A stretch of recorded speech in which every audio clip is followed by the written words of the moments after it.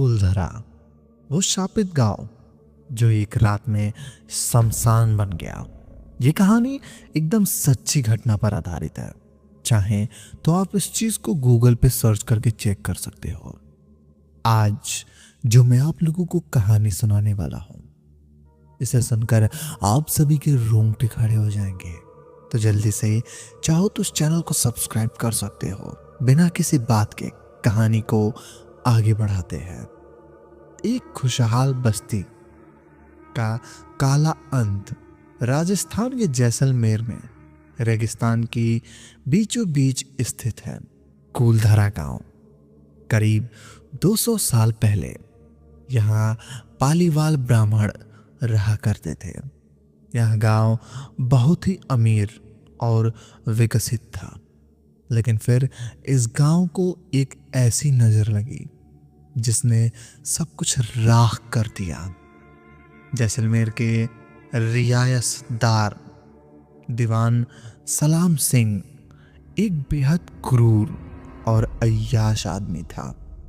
उसकी नजर गांव की मुखिया की खूबसूरत बेटी पर पड़ गई थी।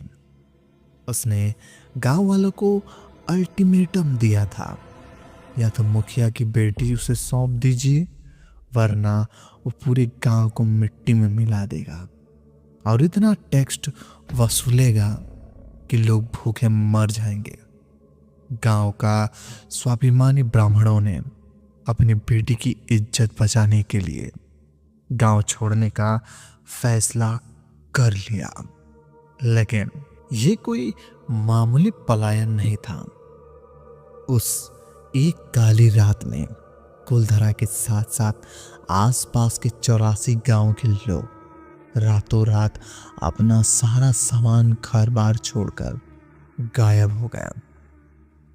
सुबह जब सूरज उगा तो वहां इंसान भी नहीं, इंसान तो इंसान, जानवर भी नहीं दिखा।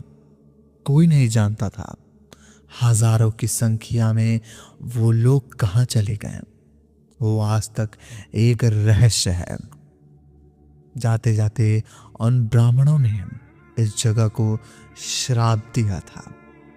आज के बाद इस धरती पर कोई भी बस नहीं पाएगा। जो भी यहाँ रहने की कोशिश करेगा वो बर्बाद हो जाएगा और उसकी रूह तड़पती रहेगी। वैज्ञानिक और पैरानॉर्मल एक्सपर्ट, भूतों की खोज करने वाले ने यहाँ कई बार जांच की है।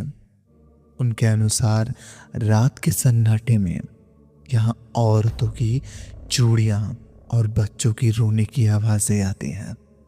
पैरानॉर्मल सोसाइटी के लोगों ने जब तक यह रात बिताई तो उनकी गाड़ियों के शीशों पर छोटे छोटे बच्चों के हाथों के निशान मिले।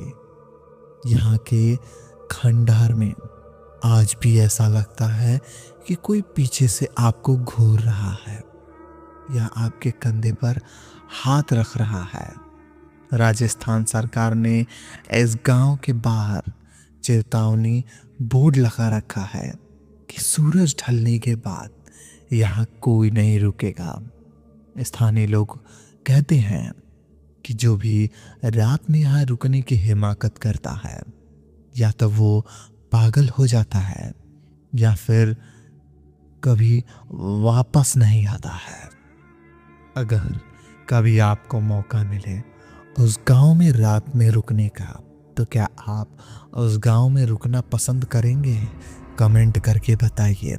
और ऐसी ही डरावनी कहानी सुनने के लिए मेरे चैनल को सब्सक्राइब कर लीजिए, ताकि हमारी आने वाली कहानियाँ सबसे पहले आप तक पहुँचे।